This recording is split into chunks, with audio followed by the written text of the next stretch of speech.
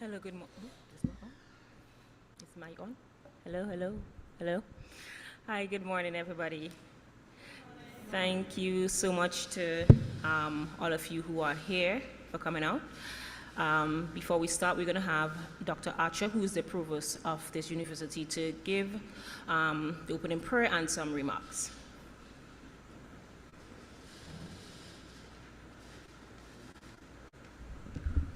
Good morning, everyone. It's good to be here. As we like to do here at USC, we will start our event with a word of prayer. I'll invite you to just bow your heads where you are and pray with me. Father in heaven, we are grateful to you for your blessings, for your care, just the privilege of another day where we can come together and work together to accomplish the goals of creating a better world in this place and preparing ourselves for your kingdom. Be with all the proceedings of this meeting today, we pray. Bless those who are on their way, bring them hastily, and may this be a successful event. We pray in Jesus' name. Amen. Well, it is my privilege to give you a formal welcome to this very important occasion. I want to thank the Occupational Therapy leadership, particularly our acting chair, Kimara Reef, and also her chief right hand, Shakila. Oh, yes, she's right in front of me. These two people do an amazing job of creating, developing, and maintaining a program that is vitally important in our community. Occupational therapy is not one of those areas that is well understood in the Caribbean, in Trinidad and Tobago. But it's a growing area thanks to the hard work done by the development of this program here at the University of the Southern Caribbean. And to the students that we produce, I had the privilege of listening to some of them just a couple of weeks ago in some of their presentations, and I've met them at various places. I remember online, met some of you, we had some discussions. And these are a wonderful bunch of students who bring very, very important tools to our community and will play a major role in our health, in our societal health going forward. But I also want to thank those of you who are visiting with us today. The occupational therapy program, at least one of the primary roles of the occupational therapy program is to reach the community. And as an institution, that's our goal as well. Everything we do here is not just for us. It's not just educating ourselves, but it's an opportunity to engage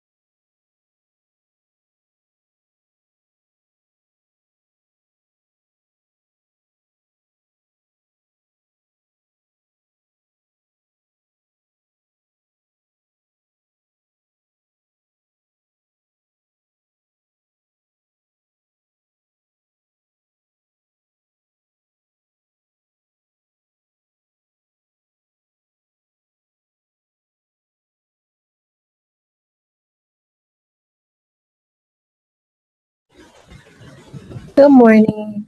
There was a power outage at the school, so they're just asking that we bear with them a few moments to see um, if we can get connected again. Thank you for updates. Appreciated. No worries. As soon as I hear anything else, I'll let you know. Thank you. No problem. I have a meeting also that starts at 10. Um, Okay. but I also have another, one of my caseworkers who's going to sit in because we really want to hear what Mikael and Chelsea has to say. You know, we're really pleased with them at St. Dominic. So even if I'm unable to listen in, we will have other members, and I have it on here. So I'm hopeful that when the other members of the management team comes, that they too are able to hear once it's on. So all Okay. blessings to them. If I'm unable to, please extend blessings to them. Those two young, that young man and that young lady, they are really two wonderful humans. Yeah.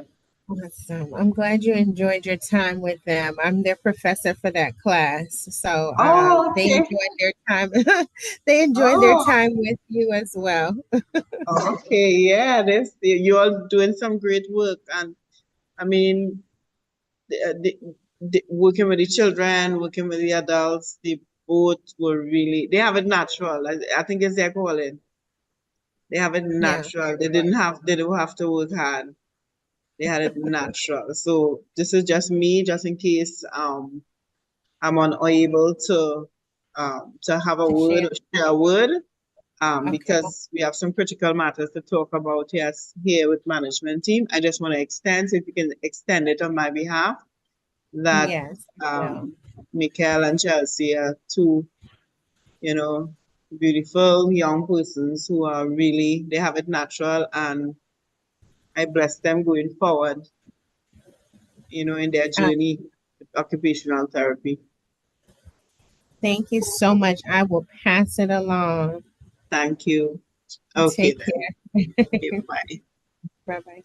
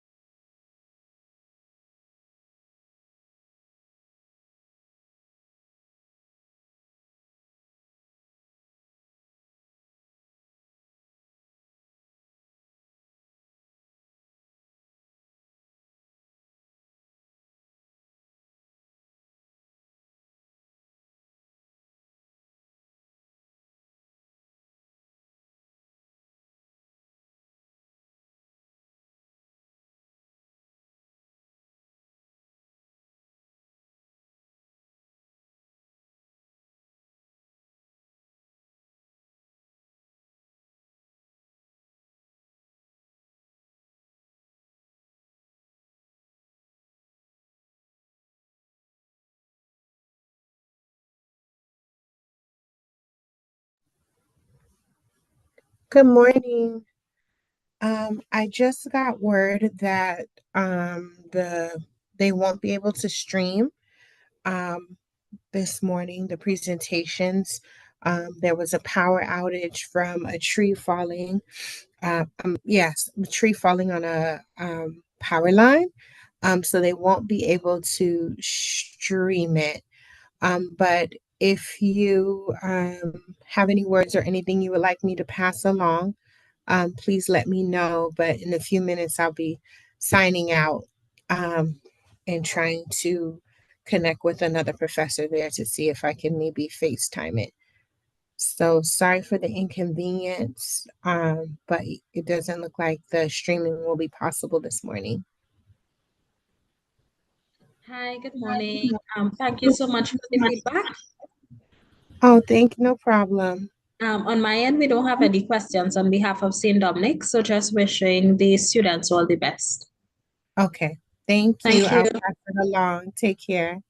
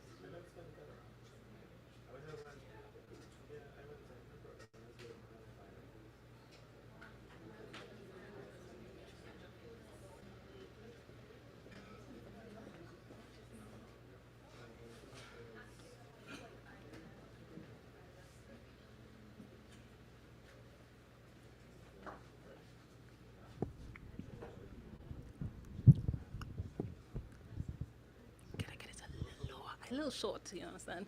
Can I get it just a little lower, like towards my mouth? Or, yeah, I think.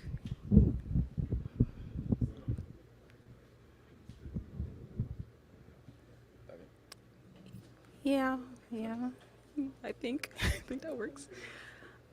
Yeah, yes, yes, let me just get myself together. Okay.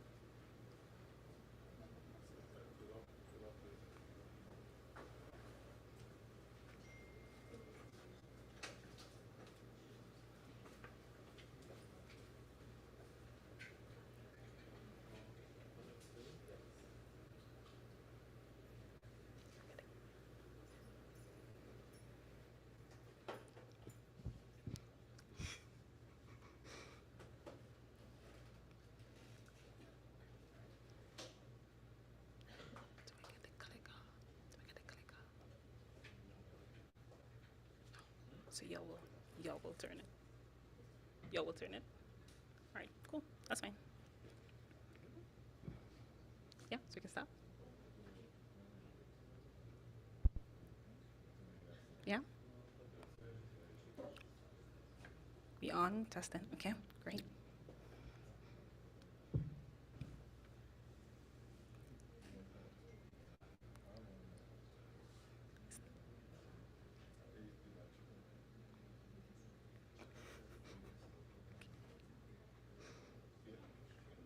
Is that a go? All right. Good morning, everyone. Okay, so the benefit of being first is that I get to help everyone else with the anxiety, right? So, my name is Lynthia Reef, and I am here to present my community-based project, Moments of Meaning. Right, so the outline for this project presentation will follow the introduction, the needs assessment, the intervention, monitoring and evaluation, recommendations, future directions, the brochure, and the references. My community partner for this project is Sutton House. And Sutton House is an elderly care facility and hospice located in San Fernando. This facility was established in February 2021.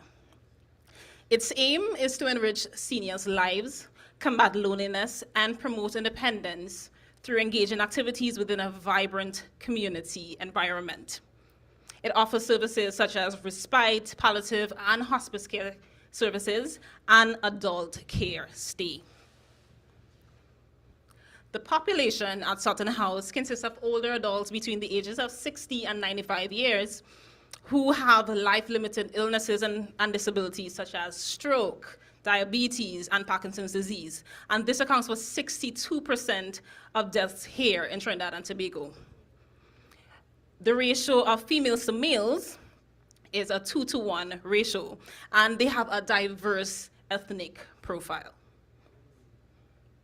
Our needs assessment.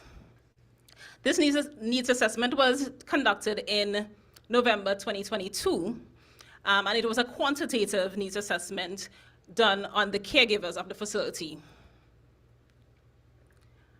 The survey showed that 42.9% of caregivers rarely incorporated social and leisure activities into their work schedule. The same number indicated that they only do this once weekly. That's when they do it. 57.1% rated the importance of doing so as neutral, while 100% rated ADLs, activities of daily living, such as eating and sleep and rest, as the most frequently done activities throughout the day.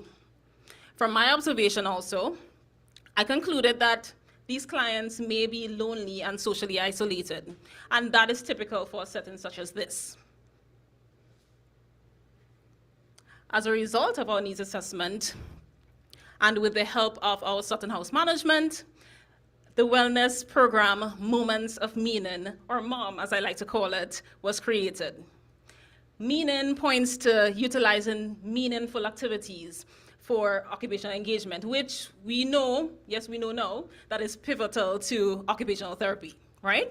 And MOM, the acronym MOM, insinuates that a feeling of care and of nurturing, right? And that's what we want from our program. Thus, the aim of our program was to engage older adults in meaningful social and leisure activities to reduce social isolation and loneliness and increase quality of life. 5 objectives were created for this program. More than 50% of caregivers will show improved understanding of the importance of engaging clients in social and leisure activities. More than 50% of clients will engage clients in leisure activities at least twice weekly outside of the program. 75% of clients will participate in 3 out of 7 leisure and social activities during the program. And 50% will show satisfaction with at least 2 of the activities during the 8-week program. Also, they will report increased quality of life at the end of the 8-week intervention. So this 8-week social and leisure wellness program will included training for the caregivers and social and leisure, 2-hour social and leisure activities for the clients, which were done weekly. Our training. Week 1, we trained our staff and volunteers for the program on the importance of occupational participation, and that's in a palliative care setting.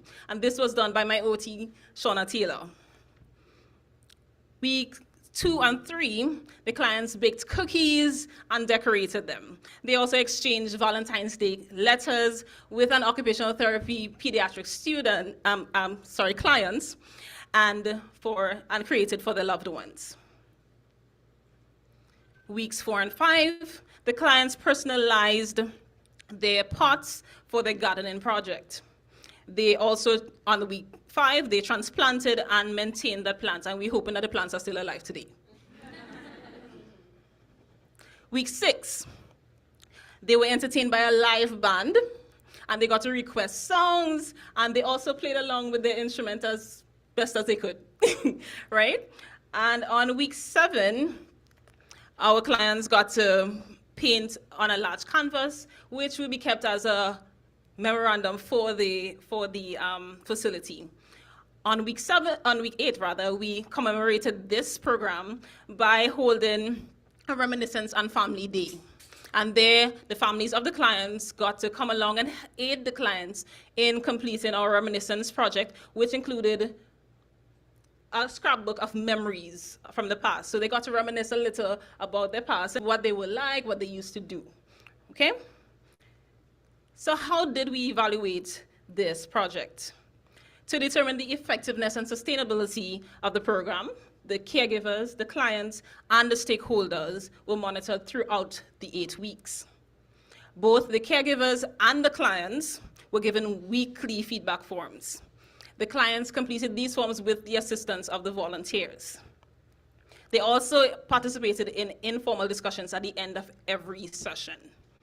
Stakeholders, inclusive of our volunteers, our management, and family members, were also monitored throughout the program. And lastly, my personal reflection was also used as a form of monitoring. So this is the monitoring tools that I created for the program to monitor the caregivers and the clients.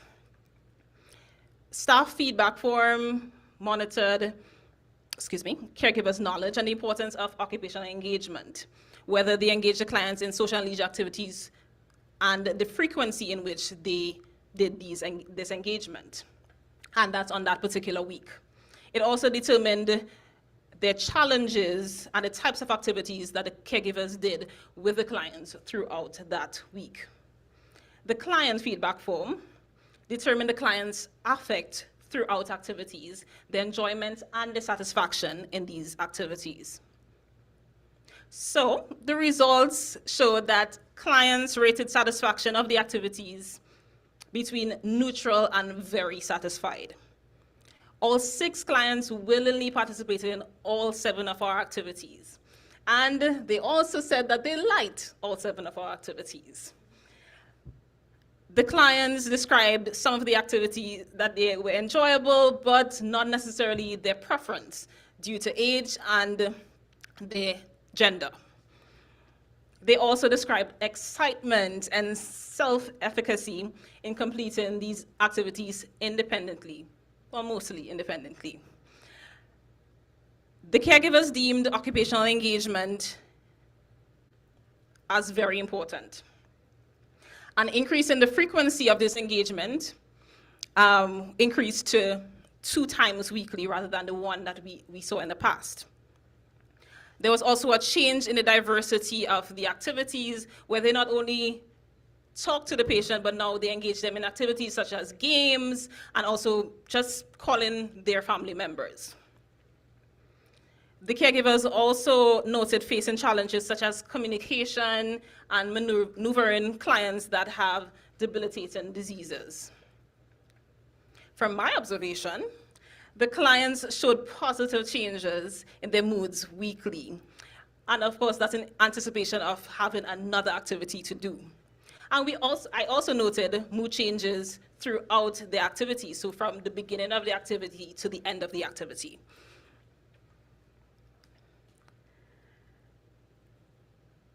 Right. The number of volunteers was a bit disappointing, where I only had about 2 to 3 volunteers on most days. And then I also noted the increase in cost for the activity. On a more positive note, I noted that our caregivers willingly assisted and enjoyed the activities along with the clients. There was also an increase in occupational justice as the weeks went by. So the clients were able to participate in more and more activities, not just in the program, but outside of the program as well. Volunteers and stakeholders. The volunteers reported feelings of altruism and confidence. That's with the volunteerism. And we saw that confidence as the weeks went by. So the more that they did it and they worked with the clients, the more confident they felt as they did it. And then the stakeholders showed satisfaction with the program, stating the performance of the program has been very pleasant so far. We hope to continue enjoying activities like these. Thank you. For the evaluation, the Who-Qual-Breast tool was used to quantify the client's quality of life. Developed by the World Health Organization, this tool has 5 domains. However, for this study, I only used the questions from the general domain to simplify it for the clients. The tool is known for its cross-cultural applicability and its sensitivity from 6 to 8 weeks, which was perfect for my 8-week study. Baseline measures were taken at week 2 of the program and post-test at the end of the 8-week intervention. The quality of life and health satisfaction outcomes from the Who-Qual-Breath showed increase from baseline to post-test. Next slide, please. And these increased by 1 to 2 points on a 5-point scale. And that equates to about 25 to 50% increase. The goal attainment scale was used to determine the summative and formative scores of the objectives. Here, for our summative and formative scores, we have scores of +1 and +2 for all of the objectives, which is favorable above our expected score of 0. Now, to make this a little simpler for you, here is a better view. Next slide, please. Our baseline scores are highlighted here in yellow. So this was before the intervention. And our findings, at the end of our findings, we saw that in green, All our objectives were achieved much more than expected. Problems and challenges. My biggest problem is that I had to work alone. As a full-time student, full-time worker, I had to plan, I had to be the marketing agent, I had to be the consultant person, and I had to execute the program. So of course, we can see the burden being placed on me. This burden also accounted for the lack of finances and a small number of volunteers in the program. However, with increased marketing and liaison with known groups, such as my students and my coworkers, I was able to eliminate these problems. For the family day, we only had 2 client families being present on that particular day, which disappointed the other 4 clients that were present. However, my trusty volunteers were able to supplement as step-in family members, and they also used stock photos to help the clients in completing our reminiscence project. The patient condition was also of concern throughout the program. However, adaptations to the environment and activities with those adaptations and to the environment and the activities, they were able to participate. Lastly,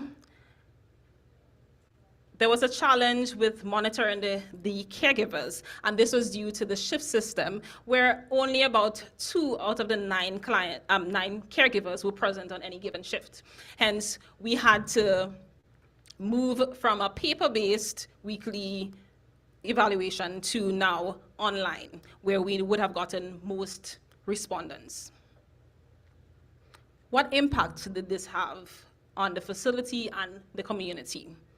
From the evaluation and monitoring, we can deduce that there were increases in the client's quality of life, as we saw in the Who Call Breath, and their occupational participation. And there was also increases in their family engagement through the family day. It also showed decreases in social isolation and loneliness, as we did this on a group basis. We also noted that there were decreases in biases such as ageism and ableism from our caregivers and the volunteers present. So what did I learn from this project? The importance of partnership, networking, and collaboration. Of course, partnership was missed. However, sharing the responsibility with the volunteers as my partners proved effective. Networking to gain volunteers and collaboration with professionals such as Shauna and Kamara was important for the success of this program. This meant communicating in advance about my expectations in the most beneficial way to those stakeholders. Importance of therapeutic use of self. This program honed my skill of therapeutic use of self. This was important for motivating the clients who generally don't do anything with their days to now do new activities. Can you imagine getting a Caribbean 85-year-old man to decorate a cookie? Exactly. So I did this by telling them, okay, we're gonna do it for the family members and you get to eat it at the end. I also had to motivate the staff to continue doing the activities outside of the program by negotiating to give them a certificate at the end of it all, right? I had the opportunity to advocate for the clients who are generally deemed as unable to participate, while also advocating for the field of occupational therapy to the volunteers and caregivers who had no idea what occupational therapy was. Lastly, utilizing a holistic approach to intervention.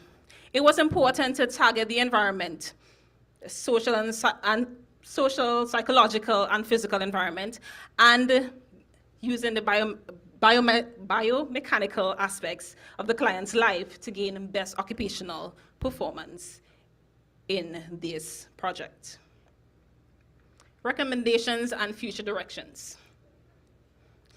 The literature showed that it is important to have active social and leisure activities done weekly at least twice. Mortimer and Sala randomized control study showed that Tai Chi and social interaction on non-demented elderly patients 2 times weekly preserves successful aging. That is, it increases or maintains cognitive function, physical function, and mental health. Another study evaluated the effect group reminiscence intervention had on male veterans twice weekly for 4 weeks.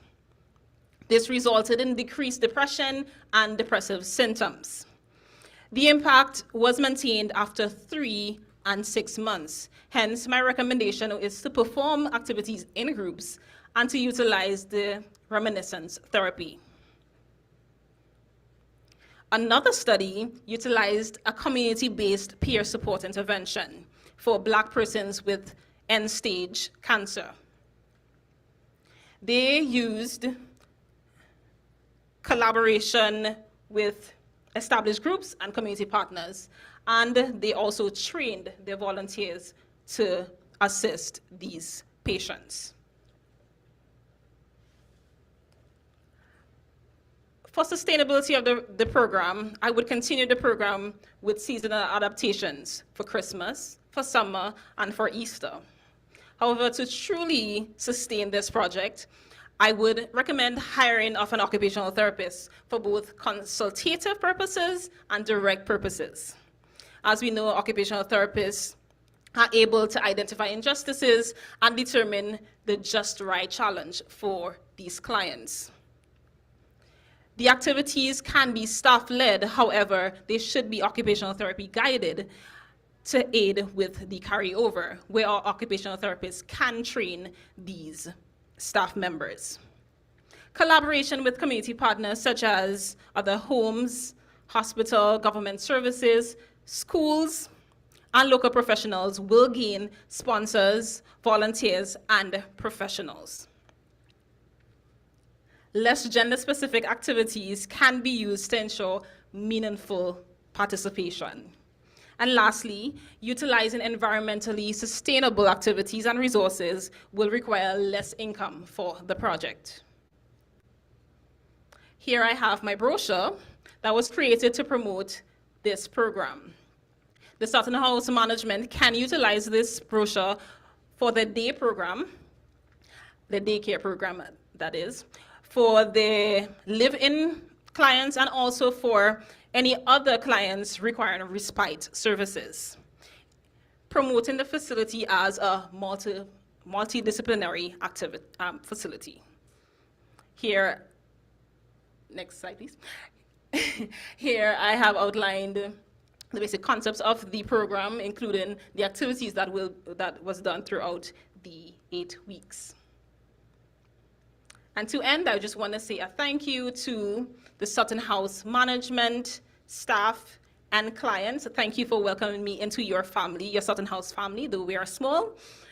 I also want to thank USC for having me participate in this project. And I want to thank my sponsors, my family, inclusive of Kimara and Dimitri, and my lovely co-workers, Daniela, Kadeen, and Tanisha, for helping me with the money aspect of this project. And then I want to thank my volunteers, my OT, Shauna Taylor, and my other volunteers, my OT to be Natasha, Jalima, Zane, Brian, Samala, Karida, and Mindy. These are my references. And do we have any questions? Oh.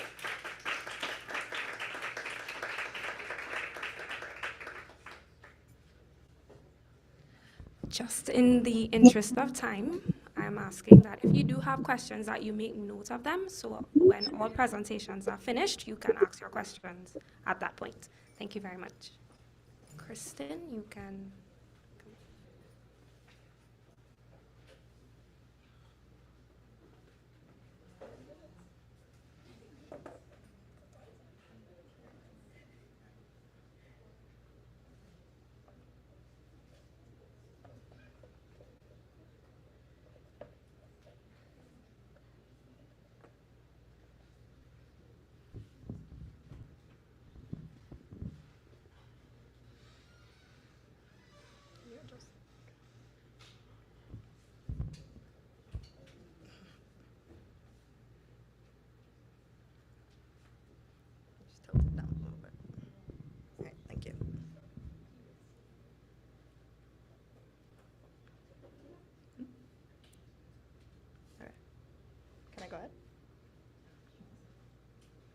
Okay, good morning, everyone.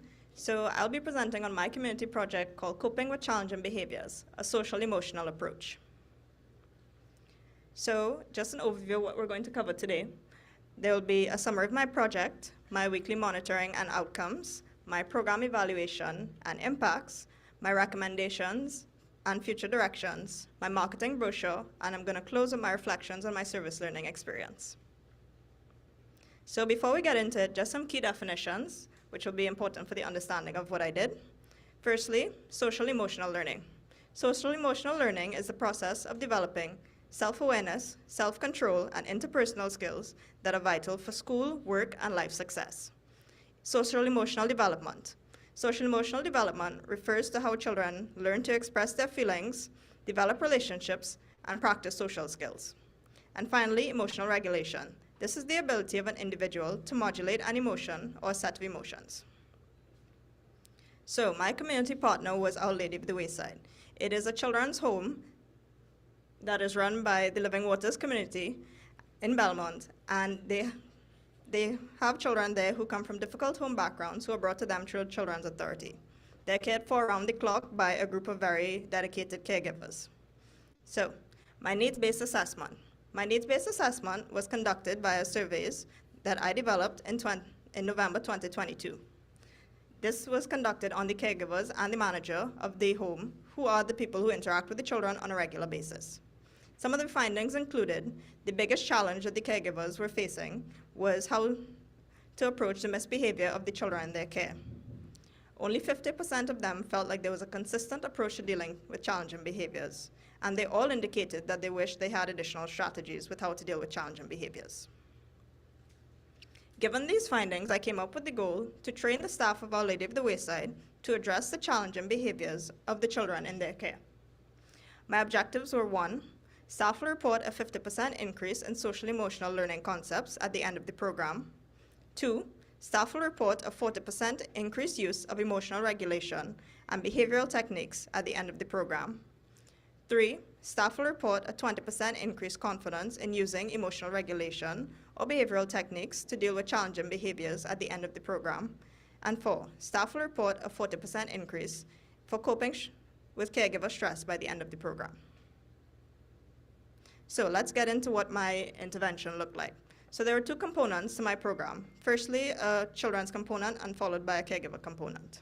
My children's component comprised of 2 in-person sessions with all the children of the home divided into different groups according to their ages. The first session was Children's Introduction to Self-Awareness, and the second one was Children's Introduction to Self-Management. Here I used the Zones of Regulation curriculum, which is a self-regulation curriculum, to teach the children some concepts about emotional regulation. So in self-awareness, they learn to identify different emotions and categorize them. And then in self-management, they learn different tools that they can use when they feel different emotions. Then I moved on to my caregiver training. I had 5 caregiver trainings in total. The first one was in person at a staff meeting, and the following ones were in a blended format. This was to facilitate those who were the shifts of the workers. So those who were in person, I presented to in person, and those who were not on shift, I presented to online. So the first session was social-emotional learning. Here the caregivers learned concepts about what social-emotional learning is and how they can apply it. Next was the caregiver introduction to self-awareness and self-management. Here they learned about what the children learned about in the previous 2 weeks and how they can apply it in the home. It was also here that we developed a template for a calm-down space. Next was stress reduction for the caregivers. The caregivers learned about different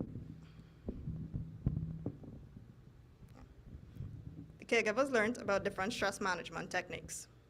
My next session was positive discipline strategies for decreasing negative behavior. Here, the caregivers learned about different positive discipline strategies that they can implement within the home. Finally, there was caregiver relationships and supporting burdened children. Here, the caregivers learned about how to develop a positive caregiver-child relationship, as well as in supporting burdened children, they learned about different emotional and behavioral problems that children institutions typically face. So, how did I monitor my program? My weekly monitoring was done in the form of pencil and paper surveys that I developed via pencil and paper surveys as well as Google Forms, and they were handed out to the caregivers and staff.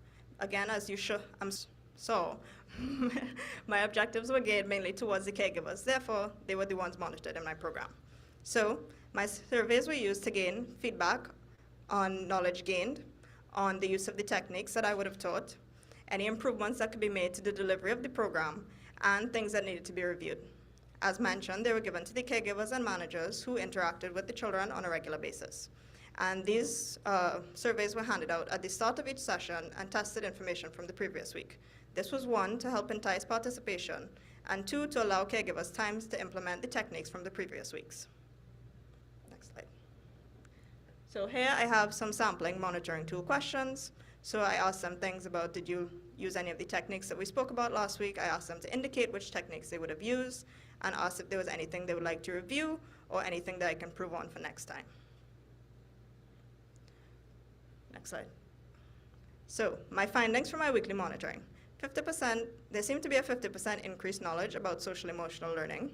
75% of the respondents reported using emotional regulation techniques that have been taught in the program, and all of the respondents reported using stress management. All of the respondents, check, is it there? Okay. So all of the respondents reported using stress management techniques that were taught during the program. Next slide. So, my evaluation. My evaluation, again, was done in the form of surveys. These were surveys that I developed, and they were again handed out in pencil and paper as well as on Google Forms. They gathered the information about the knowledge of social emotional learning, the use of emotional regulation and behavioral techniques, the use of stress management techniques, and they provided space for overall feedback about the program. Again, these were given out to the caregivers and manager, and my baseline was taken at week 3, which aligned with my first caregiver training, and my post-intervention was taken at week 7, which aligned with my final caregiver session. Next slide. So my baseline questions included things about, do you know about social emotional learning? Asking them to identify concepts of social emotional learning, asking them how frequently they use certain emotional regulation and behavioral techniques. Next slide. Asking them how much they agree with certain statements, and asking them how much they use certain stress management techniques. Next slide. So, before we get into my actual results, I want to highlight a few challenges that I had. Firstly, the schedule of the home only allowed for 7 weeks, and ideally our program was supposed to be 8 weeks. This meant that I had to combine my final 2 sessions into one.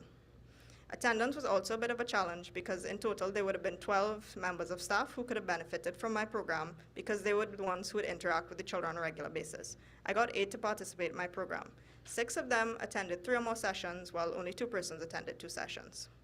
Receiving weekly feedback was also a bit of a challenge. I only received weekly feedback at a rate of about 70%. So to try to overcome this, I converted my original form. So my forms at first were only in Google Forms, that way everybody in person and online could fill it out. But I adapted to do pencil and paper forms for those who were present in person because they preferred that method. And when those who were online still had to fill out the Google Forms. Finally, there had been changes in personnel since my needs-based assessment was conducted, so therefore the needs-based assessment didn't necessarily accurately represent my population anymore. Next slide. So, objective 1. My first objective was staff will report a 50% increase in social emotional learning concepts by the end of the program. So this was assessed by asking participants if they knew about social emotional learning and asking them to identify the 5 main concepts of social emotional learning. At baseline, 4 participants said that they knew about social emotional learning, and only 2 could identify the 5 main concepts of social emotional learning. Post-intervention, 7 participants knew about social emotional learning, and 7 participants could identify the 5 main concepts of social emotional learning. This represents about a 75% increase in knowledge, therefore objective 1 was met. Next slide. Here I have a bar chart showing the responses to do you know about social emotional learning. At baseline, you can see 4 people saying yes, versus post-intervention, you can see that that bar is increased to 7. Next slide. So, objective 2. Staff will report a 40% increased use of emotional regulation or behavioral techniques at the end of the program. This was tested by asking participants if they use emotional regulation techniques and asking them to state how frequently they use social emotional regulation techniques and behavioral techniques that I would have taught in the program. They were given a menu and asked to rate them on a Likert scale of frequency, how frequently they use it. So, at baseline, 6 participants said that they use emotional regulation techniques, and participants said that they use the emotional regulation and behavioral techniques at an average frequency of sometimes. Post-intervention, all 8 participants used emotional regulation techniques, and participants stated that they use the emotional regulation and behavioral techniques now on an average frequency often. This increase from 6 to 8 represents only about a 33% increase, so technically objective 2 was not met. There was an increase, just not 40%. However, potentially if all 12 participants participated in my program, this objective could have easily been met. Here we have a bar chart showing the answer to the question, do you use emotional regulation techniques? And baseline at the bottom, you can see that bar is at 6. And then post-intervention, you can see that number is increased all the way to 8. Objective 3. My objective 3 was staff will report a 20% increased confidence in using emotional regulation or behavioral techniques to deal with challenging behaviors at the end of the program. So this was done by asking participants to how much they agree with the following statements. Firstly, I feel confident in using emotional regulation techniques for challenging behaviors. And second question, I feel confident in using behavioral techniques to handle challenging behaviors. So participants were asked to rate how much they agree with them on a Likert scale of agreement. At baseline, participants on average rated neutral towards the statement, I feel confident in using emotional regulation techniques for challenging behaviors. And at baseline, they said that they agreed with the statement, I feel confident in using behavioral techniques to handle challenging behaviors. Post-intervention, participants now agreed with the statement on average, I feel confident in using emotional regulation techniques for challenging behaviors, and participants still agreed with the statement, I feel confident in using behavioral techniques to handle challenging behaviors.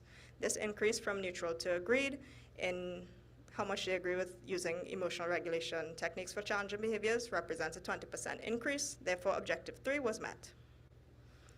On my next slide, please.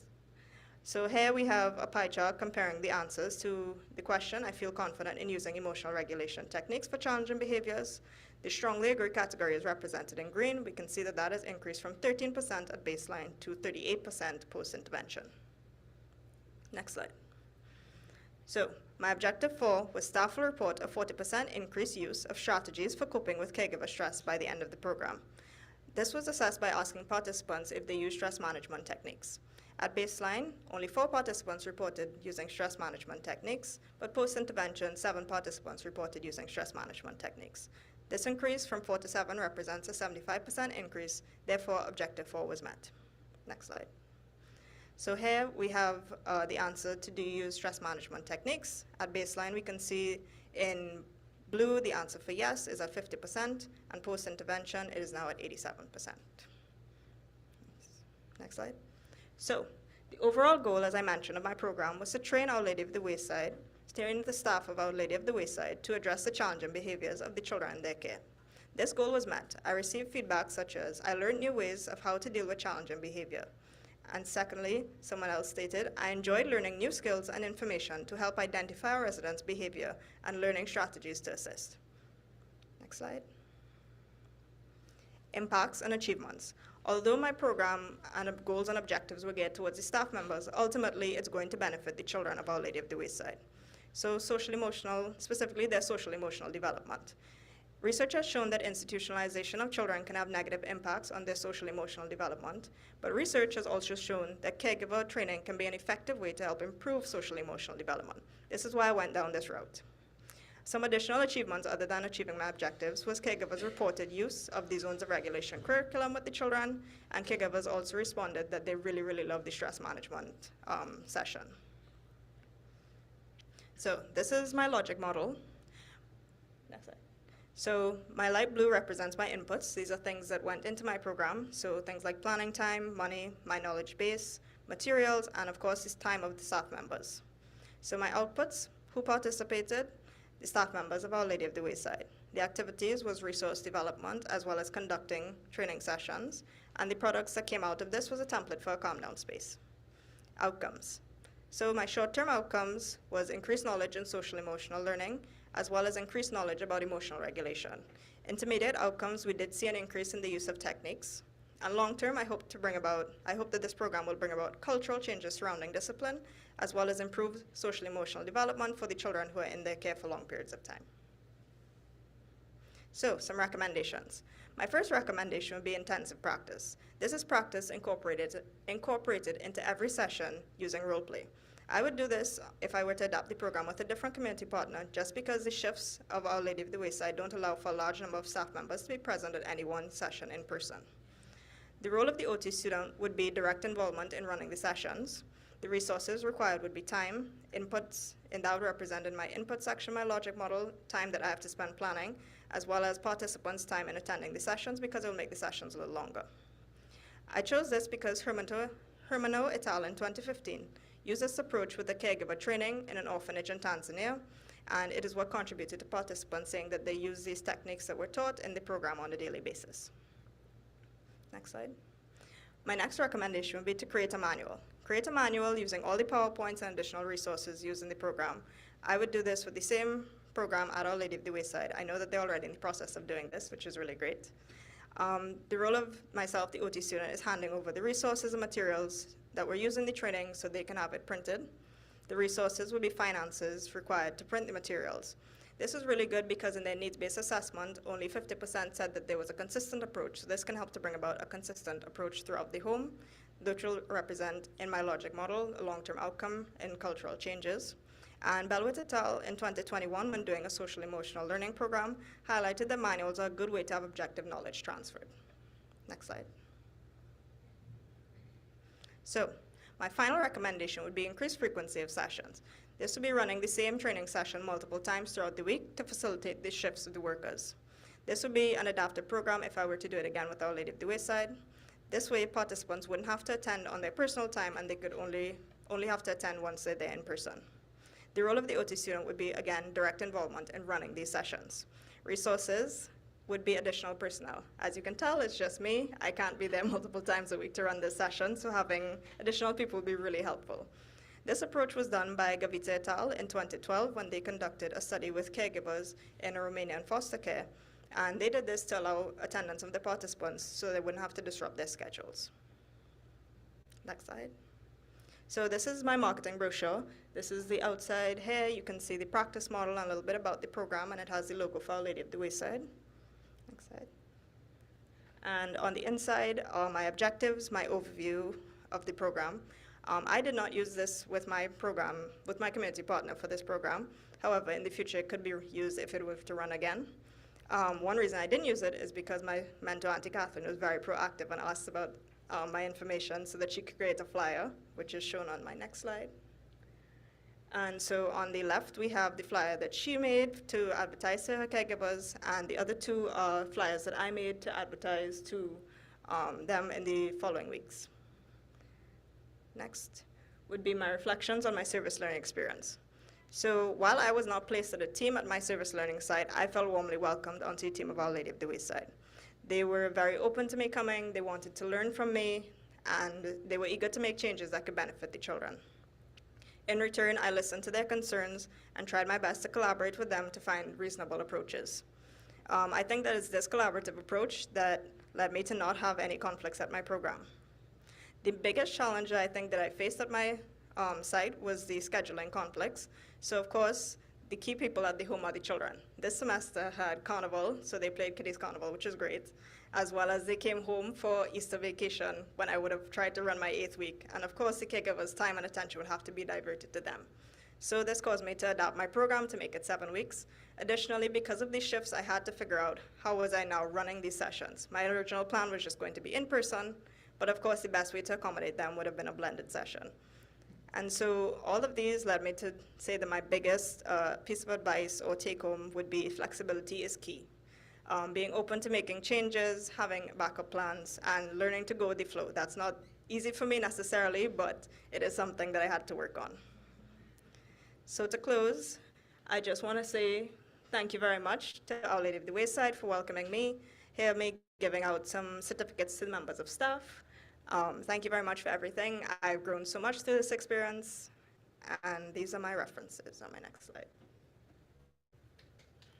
Thank you.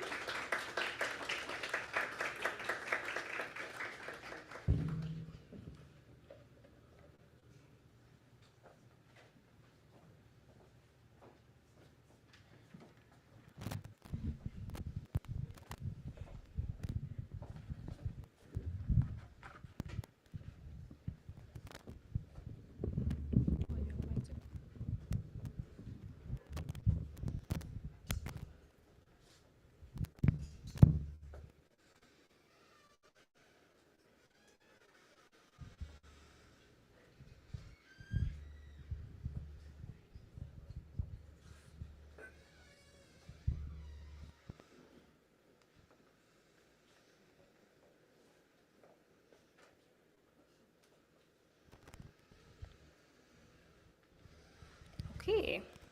So good day, everyone. Sorry. My name is Anika Thomas, and this is my partner and sister, Tamika Thomas, and we will be presenting on our community-based project that we entitled Bridging the Senses, Sensory Approach to Classroom Management. If you go to the next slide.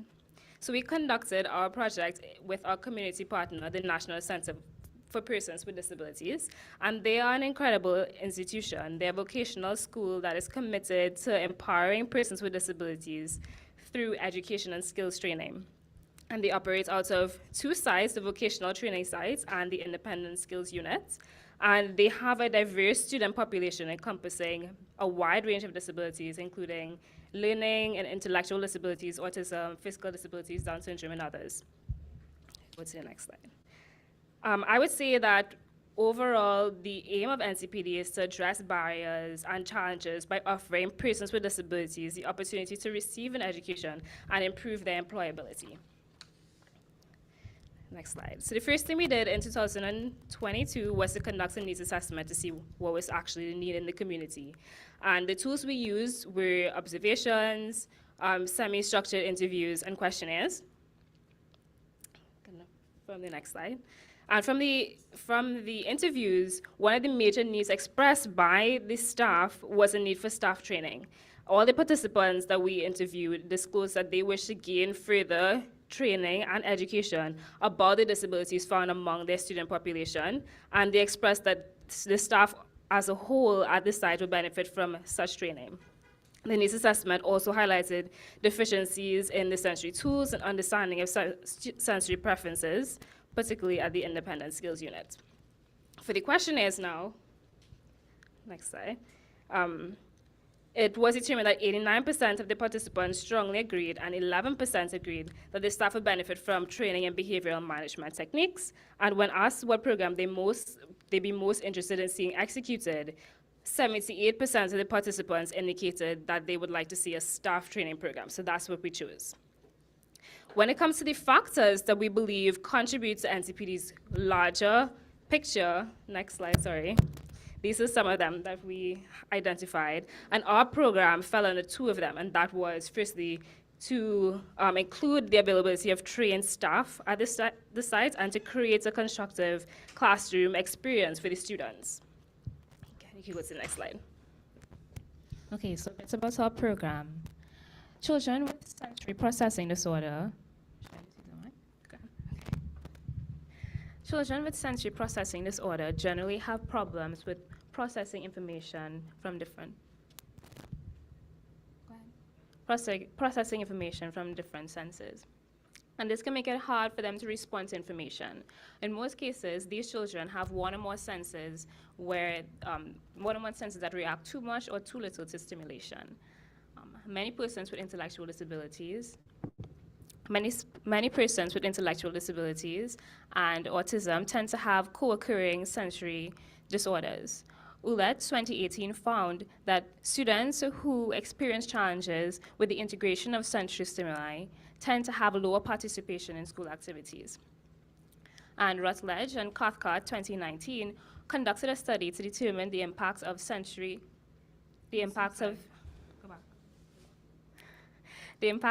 processing training for teachers on their confidence and competence in implementing strategies like this. And they found statistically significant improvements were observed in the confidence and knowledge of teachers on their sensory processing, on the implementation of sensory strategies, and their use of sensory environmental adaptations. So therefore, after considering the literature and our needs assessment, we created our program, which involves a series of targeted activities, including staff education and training, updating the sensory room, and the creation of sensory preference profiles. Go to the next slide. So here are the objectives of our program. The first objective was to increase the confidence of teachers, on their ability. One more time. To increase the confidence of teachers on their knowledge of disabilities found among their population and on sensory processing by at least 20% by the end of 5 weeks. Second goal, to increase the confidence of teachers at the unit in their ability to match sensory tools with sensory preferences by at least 20% by the end of 8 weeks. The third goal was to increase the confidence of teachers in their ability to use behavioral management techniques by at least 20% by the end of 8 weeks. Our fourth goal was to increase the confidence of teachers at the unit in their ability to create sensory diet by at least 20% by providing a data bank of appropriate activities for students by the end of the program. Now, our fifth goal was to increase confidence of teachers at the unit in their ability to guide students in their use of the sensory room for regulation forward by at least 20% by the end of the 8-week program. Our sixth goal, was to create a profile on sensory preferences for 100% of identified students at the unit by the end of week 4. And our final goal was to ensure that there were tools available from each sensory category within the sensory room by the end of week 6. So let's get into what happened. Here's a program timeline. So in the first 2 weeks, teachers received training on sensory categories and utilization of sensory tools. And in this phase of the program, it involved the procurement of additional sensory equipment to fill the gaps in various areas which was noted in the sensory categories. Then, in week 3 and 4, the teachers were educated on the effective use of the BrainWorks Adolescent Sensory Preference Checklist, and this tool was also administered to specific parents selected by the staff at the unit, and this information was used to create profiles. By week 5 was focused on teacher training across the 2 campuses, the 2 NCPD campuses, and this training covered topics such as symptoms and co-diagnoses, social and behavioral expectations associated with common disabilities, implementation of behavioral management strategies, and understanding sensory processing techniques and approaches. And this is a picture from one of our trainings. Next slide. Okay, and week six involved a joint effort between us and the staff and the teachers at the unit to clean, upgrade, and install new equipment in the sensory room. And this included removing old and broken equipment, some of the other items which were stored in the room, general cleaning like removing dust, and building and installing the new items. Then finally, in the final 2 weeks, weeks 7 and 8, the teachers at the Independent Skills Unit, received a recap on sensory preferences and training on sensory diets. The BrainWorks language and sensory diet system was used to assist with explaining these concepts and to model the sensory diet format. Across the entire program, the training sessions took the form of lectures, interactive workshops, and practical sessions. And here's a picture of some of the items from our sensory room. And here's a binder which we created.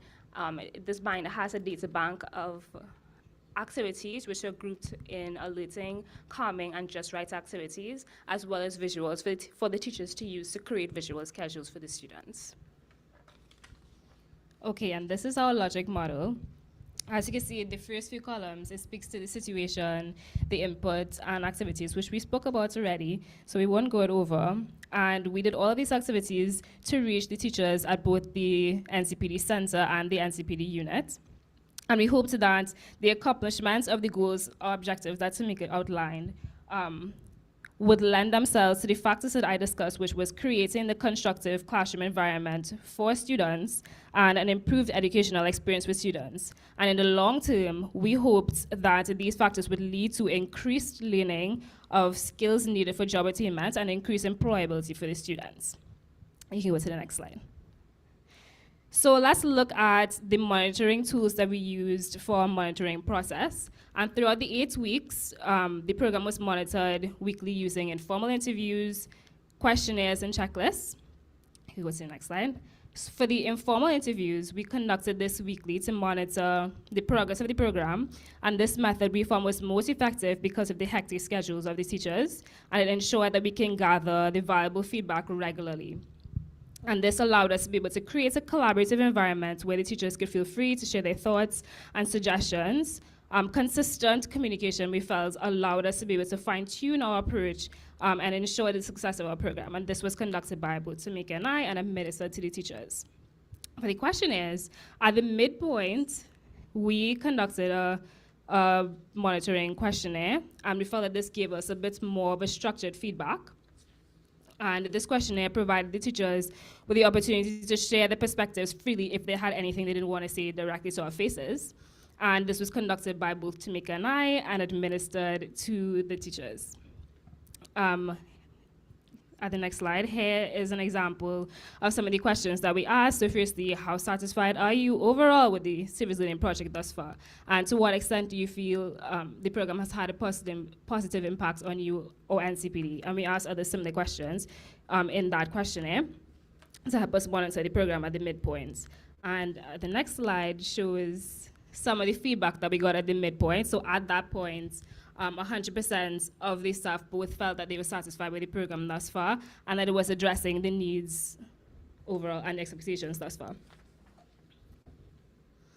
So now let's look at, our last monitoring tool we used was a checklist. We used this for the sensory room, and we used it to ensure that all of the sensory categories were accounted for.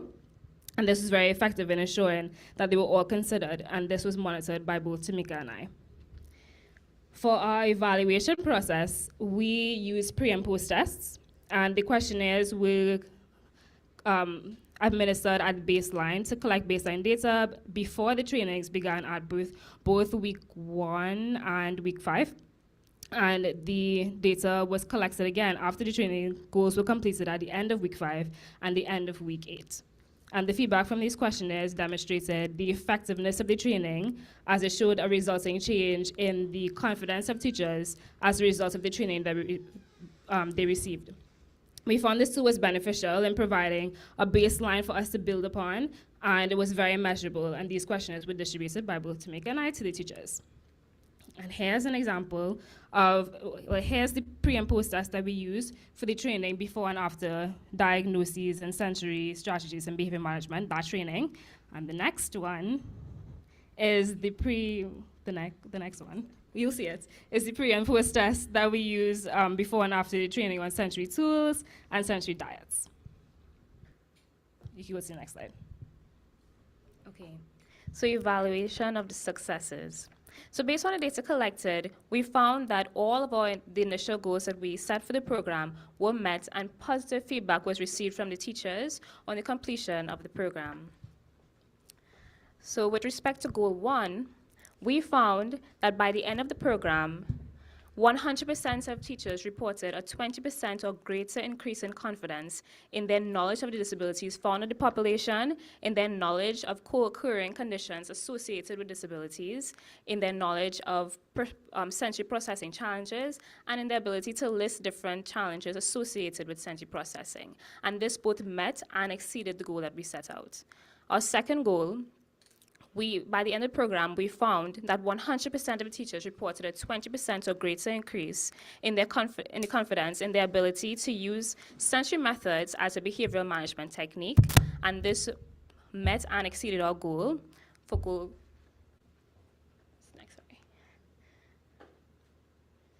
3. We found that by the end of the program, 100% of students at the unit reported a 20% or greater increase in confidence in their ability to match sensory tools with sensory preferences. Again, this met and exceeded our goal. The next slide. For goal 4, we found that by the end of the program, 100% of teachers reported a 20% or greater increase in their confidence in ability to create sensory diets with the use of a data bank of appropriate activities, and this also met and exceeded our goal. For goal number 5, we found that by the end of the program, 100% of teachers reported a 20% or greater increase in confidence in their ability to guide students in their use of the sensory room for regulation, which again met and exceeded our goal. For goal 6, we found by the end of the program, profiles were created for 100% of identified students, which met our goal. And for goal 7, By the end of the program, the sensory room was equipped with equipment from all of the sensory categories, which met our goal. Next slide. And here's a diagram showing the percentage increase in confidence of the teachers across all the criteria that we were looking at. And as you can see, that we can see the teachers reported at least a 20%. Sorry, back. You reported at least a 20% increase, and you can see in many cases it went up to 40% and even 60% increase in confidence in these cases. So for our accomplishments, we are very proud to have met and even exceeded, in some cases, our program goals. And we're proud that the teachers were really excited about the knowledge that they acquired and about implementing it. They were really, really excited about actually putting it into place. And these were some of the responses that we received at the end. One person said, I used to use the sensory room as just a timeout room before. Now I actually understand how to use it to benefit the students. Another person said, we are going to take a day each week to organize a sensory diet activities for the students. And another person said, I definitely feel more confident now. And the next slide that you saw a sneak peek of earlier is two of the students giving us these thank you pieces of art that were so beautiful, and we appreciated it so much, and we just felt like really amazed that they felt the program really impacted them. So let's look a little bit now at the challenges that we faced. When I completed the program, one of the biggest challenges we faced was a limited time period. So the school had a short term compared to ours in general, and in addition, the school had many events planned. So this took up a lot of the teachers' time, and because of this, the number of weeks we had available to implement the program was limited. And we overcame this by being flexible with our time and offering sessions several times a week where possible. And we did this to maximize the amount of time that we did have. Outside of that, I would say when it came to the interpersonal relationships, we didn't have much challenges. We engaged with the staff well, and they had really great communication skills. They were so willing and eager to participate. They were really, truly eager to learn and absorb, so we had no challenges when it came to collaboration. So for the overall impact of our program, which is the next slide, when it comes to the overall impact, we considered how each element that we implemented affected the larger picture. So firstly, we felt that enhancing the teachers' knowledge about disabilities commonly found at the student population and about student sensory processing, that this would allow them to be able to effectively support and provide accommodations for students with disabilities. Also, teachers who feel more confident in their ability to select and implement appropriate sensory tools based on students' individual preferences were better equipped to address the sensory needs effectively. We also felt that teachers who had increased confidence in their ability to use behavioral management techniques, this will enhance the overall effectiveness of classroom management practices at NCPD. And as we saw, the teachers had increased confidence in all of these factors. So we felt that the positive outcomes that we received will support the overall goal of NCPD in providing quality education and improved employability for the students. Next slide. Okay, so recommendations. We were very pleased with the outcomes of our project. However, we do have some recommendations to ensure the sustainability of this project if it were to be implemented again as a future community, with a future community partner. So we thought the first recommendation we would make is a guided implementation period after the training period. And we thought that our project did well in training the teachers and providing them with tools required to implement sensory-based strategies for students. However, we think the sustainability of a future program could be improved if there's an inclusion of a guided implementation period after the training period. And in a study by Wild and Stiesel 2018, a project that was very similar to the structure of ours was done. And within their program, they had a research assistant and an occupational therapist, and they conducted teacher training on very similar sensory topics that we did. However, after the training period, during their implementation stage, the teachers were given check-ins by the occupational therapist via phone call or email as an additional support. And this guided implementation approach allowed for the teachers to maintain an avenue for questions and troubleshooting as they adjusted to the implementation of their training in real time. And with respect to this, We think that this guidance role could be filled out by volunteer occupational therapists or occupational therapy students who are willing to commit to liaising with community partners weekly via phone or email to answer any questions or concerns that they may have. And we think that this guidance period could occur for about 4 weeks after the training period. Our second recommendation would be to have a parent training component. This recommendation was actually made by one of the teachers at NCPD at the end of our program, and we think that parent training component could be,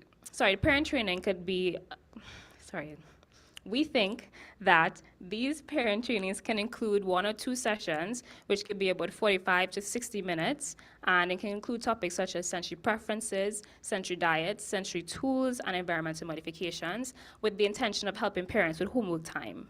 And we think that these sessions can be held via Zoom. Park et al. 2015 conducted a study to determine the impact of parent education programs on sensory integration approach, and they determined that the training did improve the parents' understanding of sensory processing skills, and it made them better able to address the concerns in their home environment. And Chung 2015 also studied the effects of parent education on sensory modulation disorder, and they determined that these trainings decreased parental stress and improved parental efficacy. And we think occupational therapists and occupational therapy students can be in charge or responsible for conducting these sessions and providing educational resources. Our final recommendation is to have video recordings for future staff.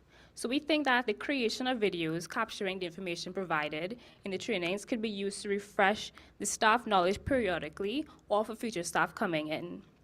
And Selena 2012 conducted a randomized controlled trial to compare the efficacy of videos reinforcing nursing techniques, and it was determined that students who were provided with were provided with videos to reinforce or refresh their training were able to apply the techniques that they received more effectively than the nursing students who only received written resources. And similarly to their practical training, there were practical scenarios and case examples provided within our training. And we think that having these practical cases solved and recorded in a video format will enhance the teacher's ability to apply these techniques in the future. And we think that occupational therapists and occupational therapy students could be responsible for recording these videos and compiling resources for staff records. Okay, so when it came to working as a team at NCPD, we had a great experience. The staff at NCPD showed great interest, and we felt like it was overflowing from their passion for what they did. And so we had a wonderful experience. When it came to changes that we made based on our interactions, we actually made our presentation approach a little bit more interactive based on the teachers' feedback. I mean, we did interactive workshops at the end instead. And we also were able to maintain a good team relationship by having open communication, by fostering a safe environment for open, honest feedback, and by responding to the feedback in a collaborative way. When it came to the lessons that we learned through doing this project, firstly, we learned about collaboration. We learned the value and importance of collaboration, and we truly felt that the unity of the team was built and strengthened due to consistent collaboration and decision-making for next steps. Also, time management. We really learned the importance of utilizing time wisely, especially when it came to other persons as well. As you heard, they had a busy schedule, and we felt that everyone's time was valuable. Adaptability, also, we learned the importance of being flexible, like Kristen said as well, and to be able to think on our feet to accomplish tasks. Being flexible, we felt, gets more done than being rigid. On the next slide, you'll see our brochure, and we felt that this brochure can be used in future sessions to create excitement for what is upcoming if this session is complete, if the program is implemented again. And it allowed the staff to be able to prepare questions in advance for upcoming sessions, because you see that we have a timeline listed there. We also feel like the literature cited on the brochure could be used to advise a continued program as well, or the brochure could be amended to add in new elements if needed. On the next slide, you'll see our budget. And the overall budget came out a little bit more than we initially anticipated, but it was because we had to clear items that were coming in and etc. But it was completely worth it when we saw how appreciative these students and teachers were for the updated sanctuary room. On our next slide, you'll see the references. And go ahead. And we just want to take the opportunity to give a heartfelt thanks to the persons at NCPD. It was completely a joy and to work with you guys. You guys were so welcoming. And thank you for hosting us and allowing us to have our 8-week project be done at your site. And that's it. Thank you.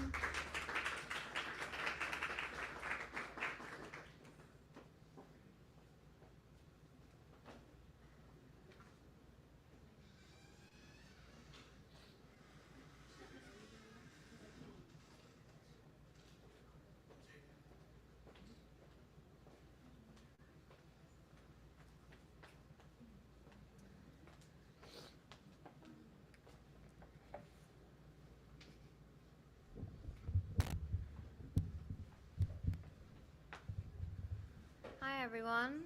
You all still awake? You all still here? Everybody can hear me in the back? Great. Everybody can hear me? No? Speak with your chest, Miguel. Speak with your chest. Hi, good morning, everyone. Good day. Nice. So welcome to our presentation, Harmony in Health, a community-based occupational therapy project by myself, Michael Wilson, and Chelsea Walcott. Next slide. So with our overview of our presentation, we are going to talk a little bit about our service learning site, St. Dominic's Children's Home, our needs assessment, our goals, the workshop that we conducted, monitoring and evaluation, our challenges and some changes that had to be made, our program outcomes, the budget, our recommendations, and then our reflection of our time. So, St. Dominic's Children's Home. It is located in Belmont, and next slide, you can see this is the beautiful home that we spent our time at. Go ahead. So St. Dominic's Children's Home, or SDCH, is located in Belmont, Trinidad and Tobago, on the outskirts of Port of Spain. It is a child welfare institution, and it provides a continuum of care that includes therapeutic, out-of-home services, restorative programs, and reintegration efforts. The home uses what they call the STEPPERS model, which is a strength-focused, trauma-sensitive approach to create individualized care plans for each child. The goal of SDCH is to help children heal and thrive in a safe, supported environment so that they can reintegrate into the family system as well as the community. So the end goal is for them to return back to their own communities and their own homes. So our needs assessments. Oh, this is a cute little picture of Mikhail and I at the home. From the pandemic days. Pandemic days, yeah. So how, excuse me, how is it formulated? So first, excuse me, change side. At first, we found that the children had significant needs due to diagnoses such as autism spectrum disorder, attention deficits and hyperactive disorder, and conduct disorder. However, in the same breath, we found that the residents did not require occupational therapy intervention from us because they already had access to occupational therapy services, whether it was inside the home during with group interventions or through child guidance clinic. So we found that the direct care providers at the home were experiencing feelings of loneliness, social isolation, caregiver burnout, and they reported needing help with communication and time management. So we met with management, and it was noted that while individual psychosocial services were available by request for the staff, it was very much noted that it was underutilized. So then we came to the conclusion that we would be focusing on the caregivers. So the findings led to the creation of an electronic questionnaire, which included 34 multiple choice questions on a Likert scale, and it was broken down into 4 different sections. It was demographic data, training and application in the workplace, personal opinions, which was pertaining to satisfaction with the protocols and practices at the home, and then finally a what comes next section, which we dedicated to feelings of self-efficacy, and we got a total of 26 responses. So out of our needs assessment, we were able to develop a total of 6 goals, with goal number 1 being all participants will demonstrate a 0.5 decrease compared to the initial burnout assessment tool, or the BAT, scored by week 8. Secondly, all participants will learn to apply 3 effective coping strategies provided by week 8. 3. All participants will display knowledge retention of 75% on topics and skills learned by week 8. Fourth, 75% of participants will provide an overall positive feedback of their experience of the program. 5. All participants will be able to demonstrate the use of one time management tool by week 8. And finally, 6. All participants will identify 3 sensory-based stress management tools they integrated into their daily routines by week 6. So let's talk about our program. We decided to do a 8-week workshop. And so I'm just going to run you through what that looked like. Oh, this is a picture of us with all of our besties at St. Dominic's Children's Home, some of the staff and caregivers. So on the next slide, you'll see a table of, and so week 1, we did introductions and information intake, and this is where we did our initial assessments and got our baseline scores. Then week 2, we went on to stress management, where we focused on sensory strategies and tools. And then burnout prevention, we focused on boundary setting and communication. We then went through coping strategies, and we focused on practical application and practice. We then moved on to interstaff communication, and we spoke about professionalism and effective communication skills.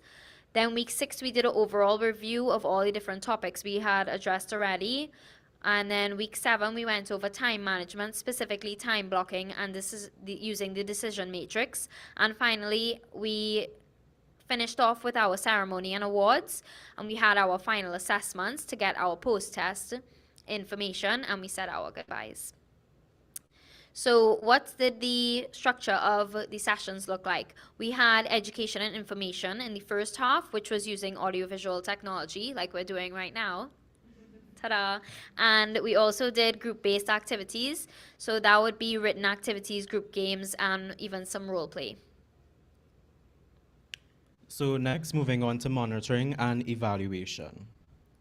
So the first tool that we would have used was the burnout assessment tool, the work-related long form. So this is a 23-question assessment consisting of 2 core domains: core symptoms and secondary symptoms. In session 1, the baseline assessment was administered to 15 persons, while at the discharge session, the final session, the assessment was administered to 17 persons. This tool was used to measure the achievement of goal number 1. So this is an example of one of the sheets from the burnout assessment tool, work-related form, and some of the questions included such as, at work, I feel mentally exhausted. After a day's work, I find it hard to recover my energy. Or when I get up in the morning, I lack the energy to start a new day of work. And they would rate how they agree with those questions between never to always. Our second tool that we used was post-session satisfaction surveys. This was 8 questions asking participants to rate their level of satisfaction with the session. These were given to each participant to complete after sessions number 3 to 7. And this tool was used to measure the achievement of goal number 4, which was related to the participants' satisfaction. Next we had, and this is an example of some of the questions that we would have asked on the post-session satisfaction survey, such as the workshop met my initial expectations, and they would have to agree from strongly disagree to strongly agree, or the information presented was easy to understand, and again they would rate it between strongly disagree and strongly agree. So next we had a knowledge retention quiz. So 11 questions graded out of 20 points with reviewing questions from all the different topics that we addressed. So this was administered in the final session on week 8, and this tool was used to measure the achievement of goal 3. So you could see here an example of some of the questions. So what is stress?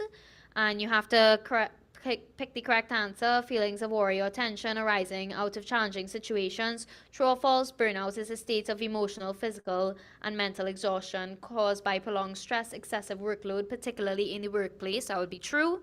So these are the type of questions that they got. And then we also did attendance tracking, and the number of persons for each session was recorded. It was administered at each session by us and by the home. And the tool was not used to answer any of our goals, but we did use it to compare and inform context on other measurements. So this is an example of how we used Google Sheets to track our attendance. As you can see, there was a little bit of some gaps of ticks missing, and we will address that in our challenges and changes coming up next. So challenges and changes. So we had three main challenges. First was attendance. The initial attendance was poor. This was due to a miscommunication between ourselves and the management at the home. Initially, staff were led to believe that they only had to attend one session. However, after that, we did inform them that that wasn't the case and they had to come to as many sessions as possible. Secondly, we had a problem with communication in terms of technology. Technology could be a great help and sometimes a huge hindrance, as we've seen today, right? Initially, we were using WhatsApp broadcast, and we thought that they were getting all this great information. We were sending them links to YouTube videos, all sorts of different things, only to come and find out that they weren't actually getting the information that we were sending to them. And our final challenge that we faced, again, had to do with attendance. This was shown in a significant drop in attendance after the Carnival week. Initially... No, it's still on challenges. Sorry, go ahead, Yeah. Miguel. Yeah, so again, attendance again, and this was related to the gap week of Carnival. Things were going really good in the beginning, but after Carnival, we realized attendance took a complete drop. We believe that this was related to people forgetting about it because, you know, they went and jump up, had a good time. We'll go and think about work after they just go and release all the stress from Carnival. Holy Tabanca. Mm-hmm. Yeah. So that created a big challenge for us to get people to tap back to our program.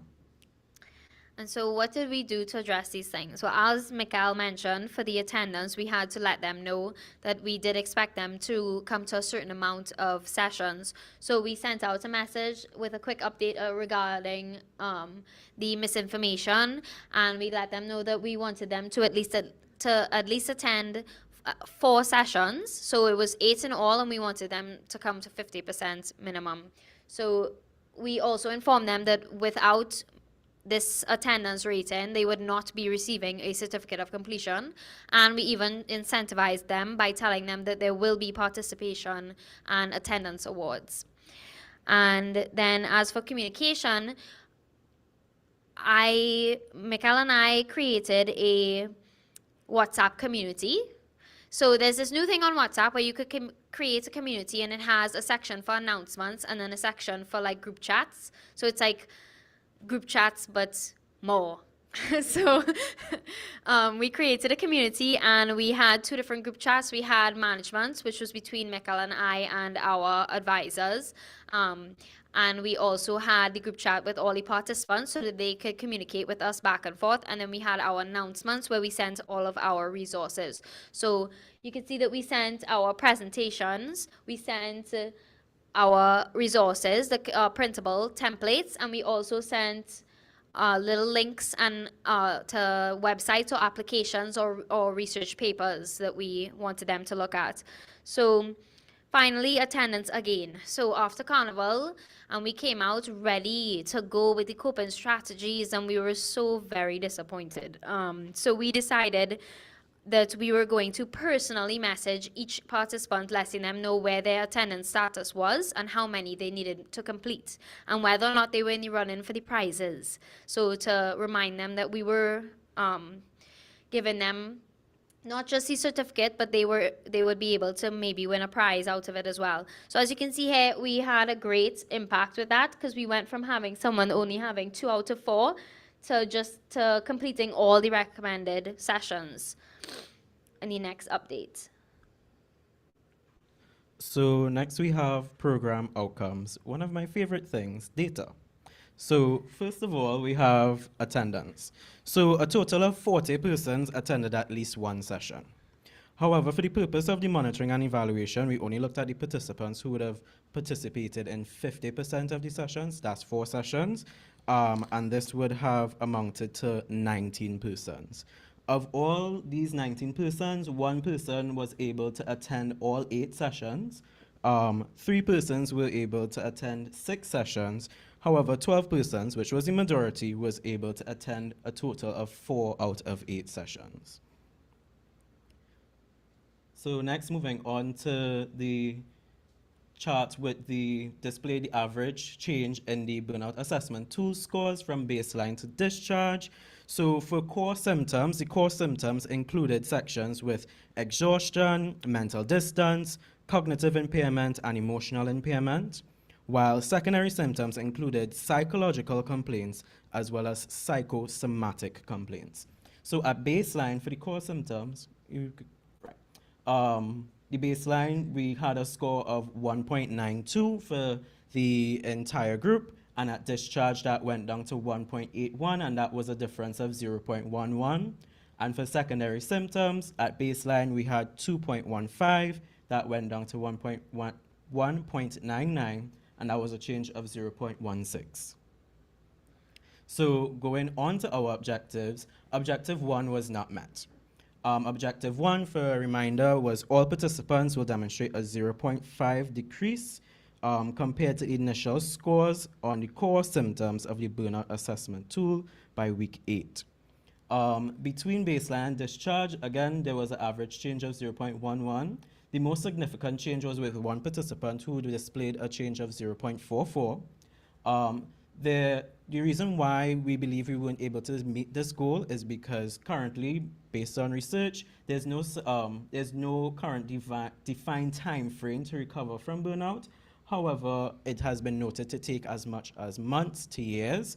One of the most crucial factors in determining how long you recover from burnout is known as protective factors, and protective factors include things like financial security, social support, and attending therapy. Next, we have objective number 2.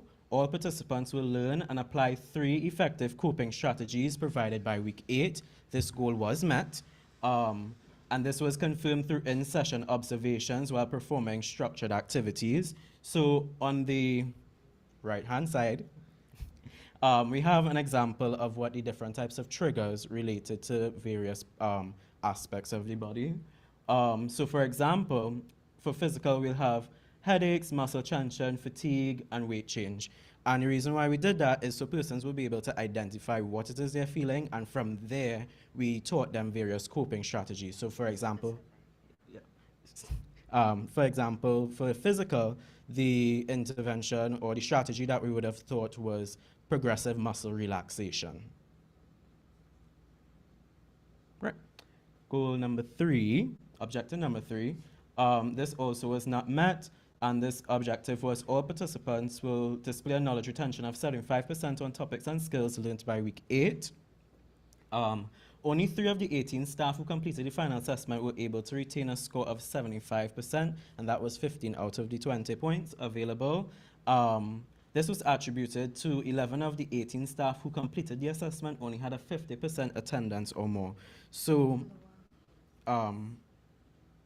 50% attendance or lower. Again, while we did not meet this goal, we were very close to meeting this goal. As for the entire group, they did display approximately a 60% knowledge retention. So when you look in terms of doing the actual assessment, that could have been the difference of answering 1 question right or wrong. And next we have just given a more clear example. So persons who attended 4 sessions or less, their average score was 11.36. For 5 to 8 sessions, they scored 13.42. So this shows that, you know, you have to show up to be able to meet the mark, so to speak. And for the total group, it was an average of 12.16. So for objective 4, this goal was met. 75% of participants will provide overall positive feedback on their experience in the program. So and we can see in the pie chart here, the specific question comes from our satisfaction survey. And this question is, this workshop met my initial expectations, and we can see 60% of participants said that they agreed with the statement, and 26.7 strongly agreed. So overall, that would have been over 75%. Another example is this question, statement. The information presented was easy to understand. We could see 46.7% of participants both strongly agreed and agreed. Again, putting us well over 75%. And finally, the materials aided in my understanding of the topic, and we have 60% of participants agreeing and 33.3% strongly agreeing. And for objective 5, this was also met. All participants will be able to demonstrate the use of one time management tool by week 8. The participants were able to demonstrate the use of time blocking and using the decision-making matrix. So time blocking is like when you use a calendar and you color code the blocks. They have a specific amount of time from this hour to this hour, and they're color coded by aspects of your life. So if I have school activities, that will go in blue. If I have work activities, that will go in yellow, and so forth.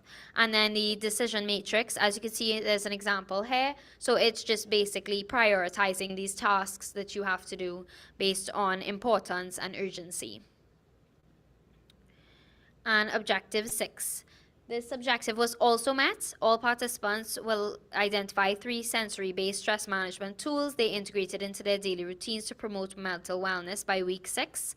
The participants were able to demonstrate the use of these skills through our interactive games.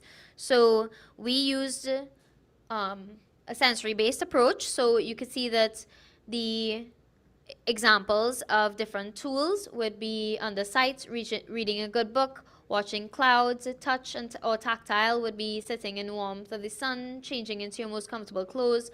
We also did auditory, olfactory, and we did do proprioceptive as well. We did make sure to make note of proprioception in case anybody was claustrophobic, because deep pressure input.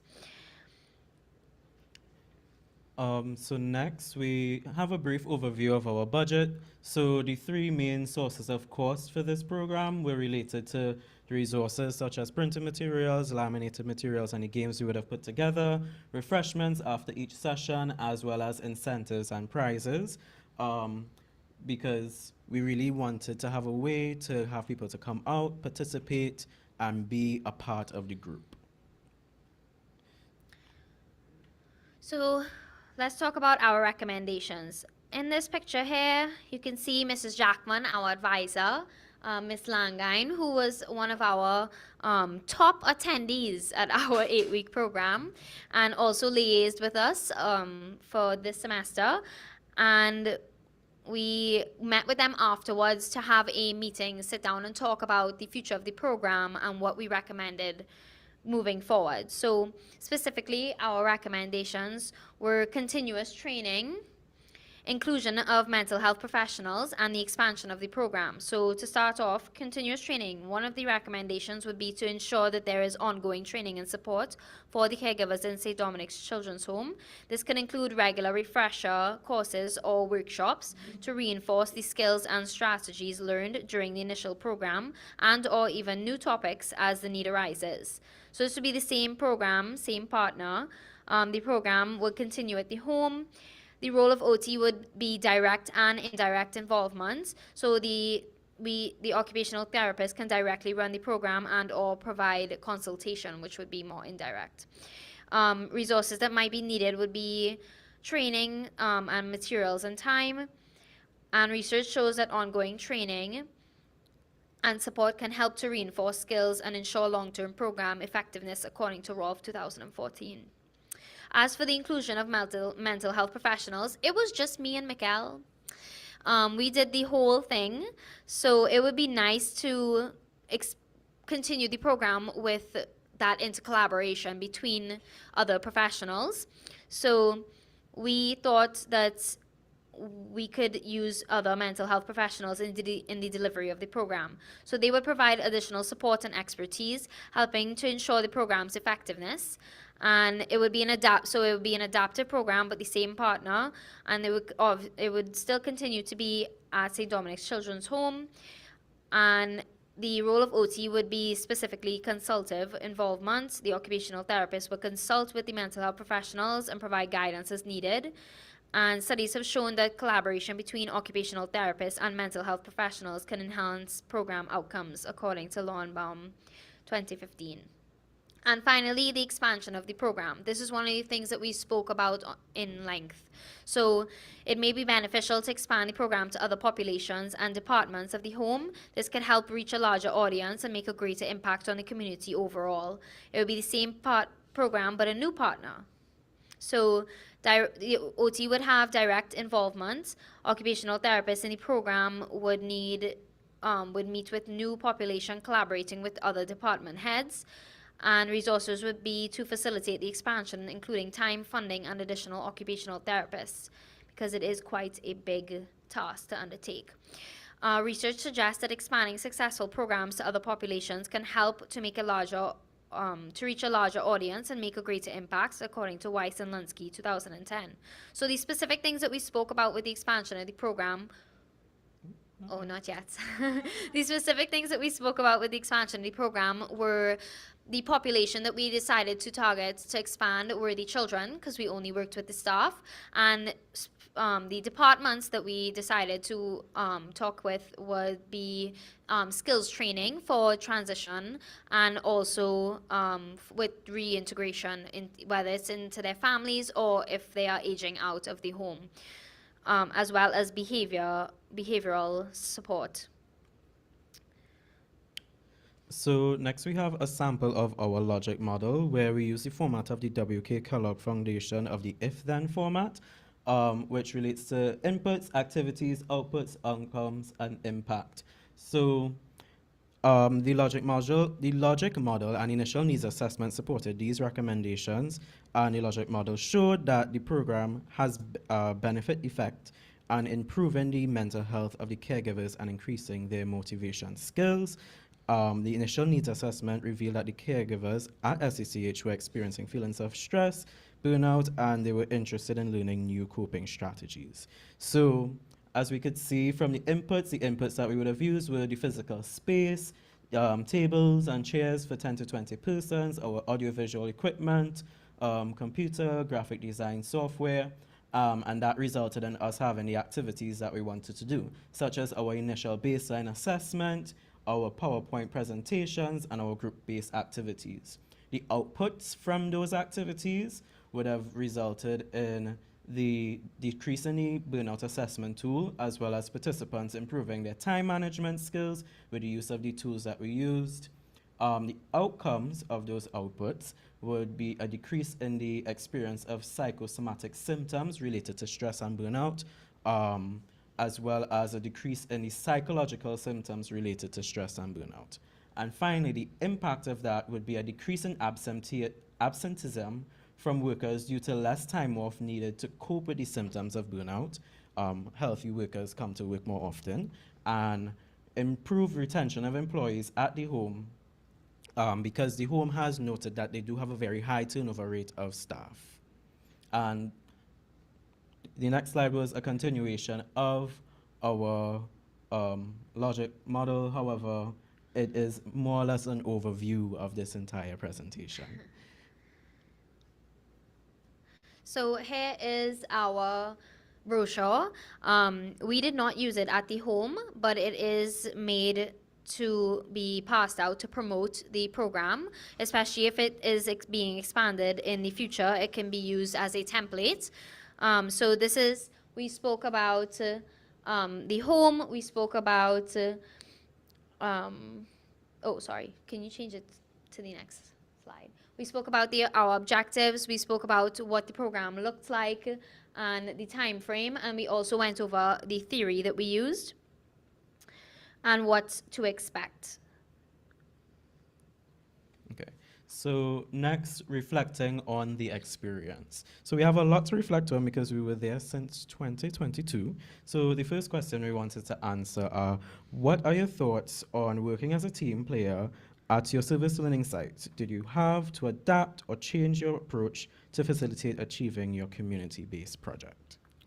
So it was pretty instinctive after so many years of being in team projects from my past degree and just other community environments. So that was really great being a team player again. It's also been promoted in this program. Did I have to adapt or change my approach? Yeah.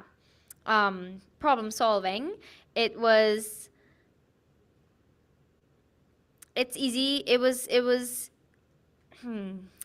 We have to come together to figure things out. So usually I'm the kind of person that's ready to jump on board and be like, okay, well, now we can do this and this will solve this problem. But sometimes you have to take a step back and brainstorm together to come up with better ideas, or even take a step back when somebody has a better idea than you.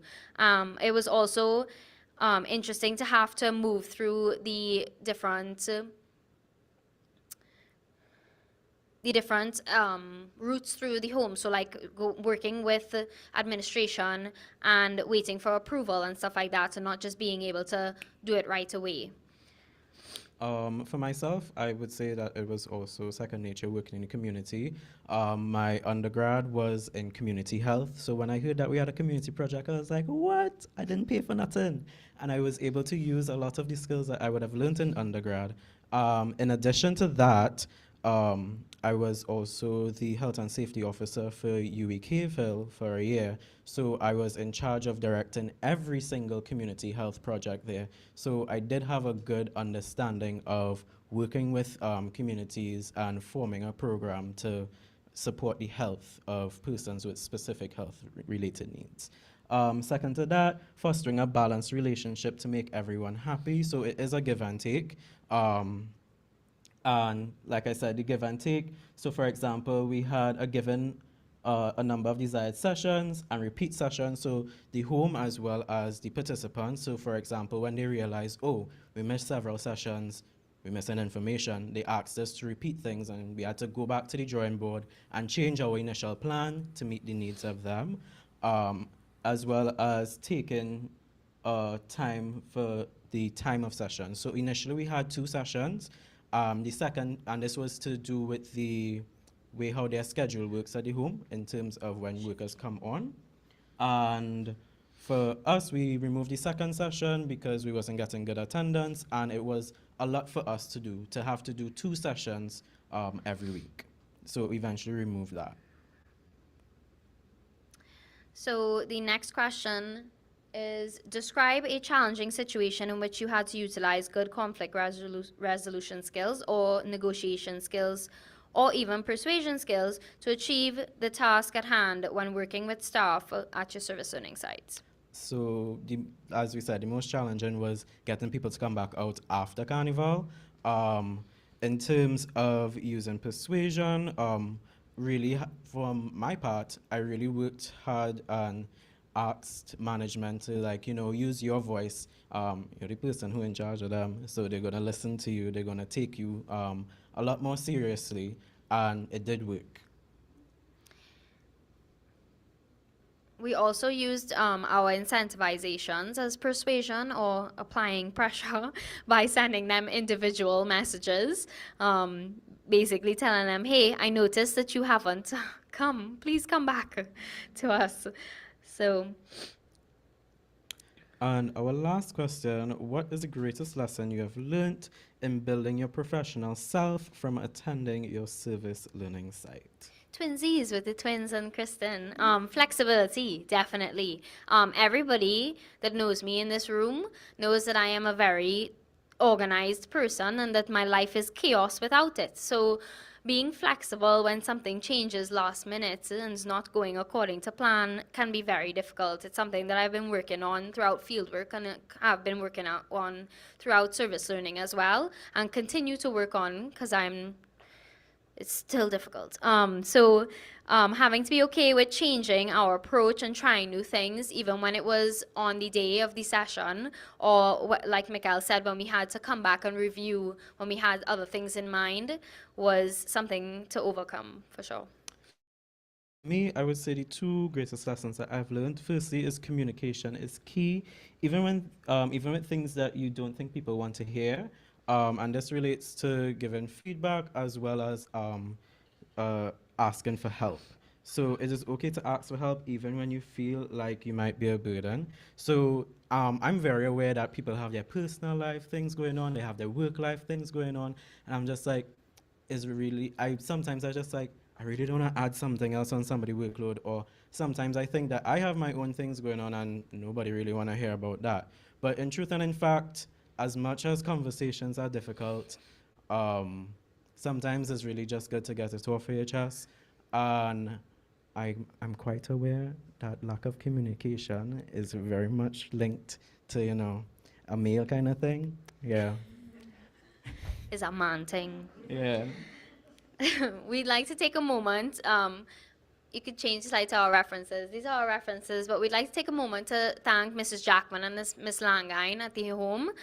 They really did so much for us. So we would not have been able to do any of this without them. And the participants for actually attending and showing up. Yeah, especially ones who we actually had like a little crew that used to come every week together. They used to come into the class, training together.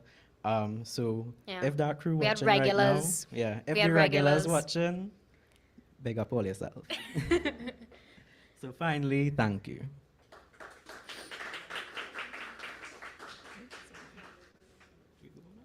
Yeah, I guess so.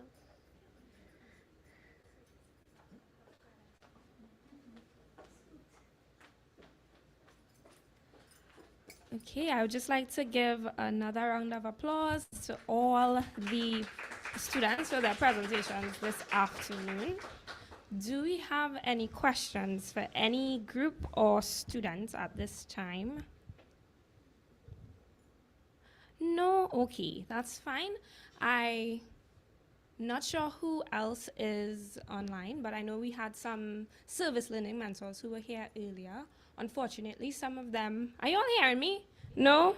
Okay, I have to use my big girl voice for those in the back. All right, cool, no problem. Let me just bring this up. All right, y'all hear me now. Perfect. All right.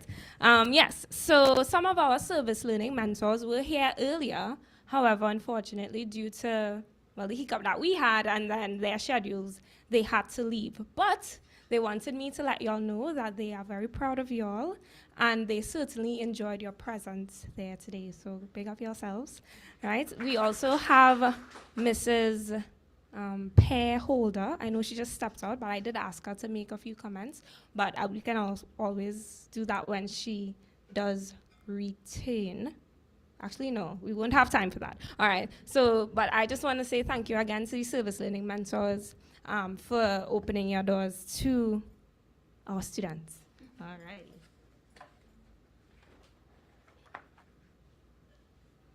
How can I say thanks for the things you have done for me?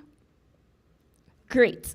Now that I have your attention, again, to the provost, Dr. Len Archer, to the dean of the School of Graduate Studies, Dr. Lena Caesar, acting chair of the Occupational Therapy Department, Ms. Kimara Reef, faculty and staff, specially invited guests, students, well-wishers, good afternoon. Now, my task this afternoon is quite simple, yet pertinent.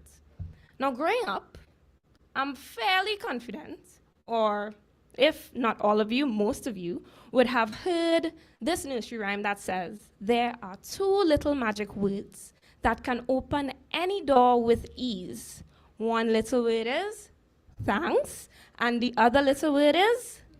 Right. So this afternoon, I am making use of those two keys. Y'all didn't hear that? No? Okay, great. Is either my age showing or your age showing? Right?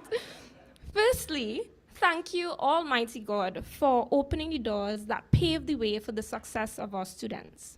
Thank you, God, for granting continued protection, health, and safety for both students and service learner mentors over the past 2 years, and for the successful execution of today's program. To the events department, IMC, or Integrated Marketing and Communication, I just want to say thank you to you all for opening up your doors to us initially and for ensuring that things ran as smoothly as possible as it did today. Additionally, I would like to make special mention to Mr. Baines and the IT department for your swift action in ensuring that we were able to regain internet access and to get our program back online. To the USC cafeteria, thank you for providing us with a few light refreshments.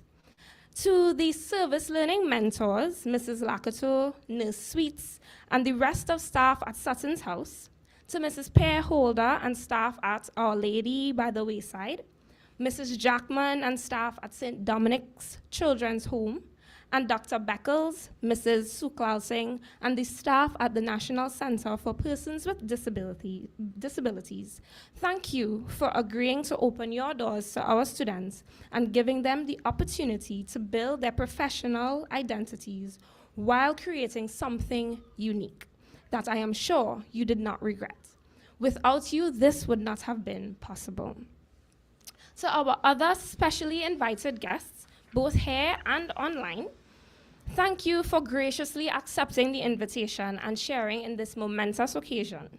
I trust that you would have learned a bit more about our vital role as occupational therapists and how it ensures the health and well-being of all across various environments and age groups. It is my hope that you too would join your voices with ours as we continue to advocate for our profession here in Trinidad and Tobago. To the family and friends of each student, thank you. Let's be honest, without your support, these 6 almost OTs would not have been sitting here today. And so, on behalf of the OT department, thank you. And now, to our 6 students. Please stand. All right. Thank you for your dedication, hard work, commitment, and passion as you so boldly represented your profession. The presentations today are testaments of that. And so we just want to applaud you. So let's get some applause. All right? We are all proud of you. We are all proud of you, so y'all can have your seats now. Yeah. And now for the second key, please. Students, as the curtain on this chapter of your life, of your journey, is quickly drawing down, please hold on to the pride, excitement, and drive that you feel today. With those 3 things, along with whatever your reasons were for initially pursuing this career, that will be the driving force that propels occupational therapy forward here in Trinidad and Tobago, the Caribbean, and even the rest of the world. To our future service learning lectures, both here and online, my final plea is to you. Please, when I come knocking, please open your doors so you too can benefit from the impact occupational therapy can make for you. Thank you. At this time, we would just have a closing prayer. Lynthia, would you do us the honors? Thank you very much. Yeah, there's a running joke in our class. I'm always the praying person. So if everyone would stand for prayer. Father God, we give you thanks for each person who joined us here as we presented our projects, God. We thank you for the impact that us as students got to make on our community at large. And we ask for safety as everyone returns to their homes and continued success for us as students. We give you thanks this day and praise in your name. Amen. Thank you for coming.